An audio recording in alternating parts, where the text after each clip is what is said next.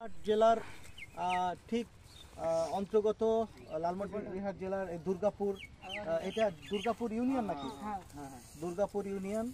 এখানে এই নদীটার নাম যেন কি গিরিধারী নদী, শুকিয়ে গেছে। এখানে মাঠে ছোট ছোট বাচ্চারা সবাই ফুটবল খেলছে, খুবই সুন্দর জায়গা। ঠিক এখান থেকে অল্প কিছু দূরে ইন্ডিয়া, আর আমরা যেই প্রান্তে দাঁড়িয়ে আছি এই প্রান্তটা হচ্ছে বাংলাদেশ। তো ওরা ফুটবল খেলতেছে, আমার খুবই ভালো লাগতেছে, তাই ওদেরকে ডেকে নিলাম। এবং এখানে যে কই রবু, কই রবু সহ তোমরা সবাই আছো। একটা বলের দাম কত? 6,700। এই নাও, এই টাকাটা নাও, এই নাও টাকা নিয়ে তোমরা একটা বল কিনে খেলতে পারবা। হ্যাঁ, ঠিক আছে, তোমরা সবাই খেলবা, মারামারি করবা না। হ্যাঁ, এই হলো তোমরা বল কিনবা।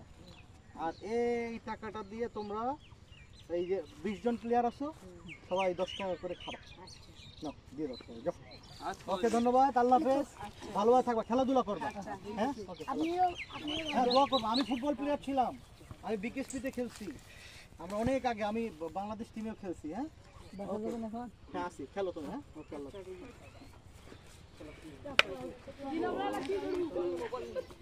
রবু, ভালো একটা বল কিনো তোমরা। হ্যাঁ, ওকে।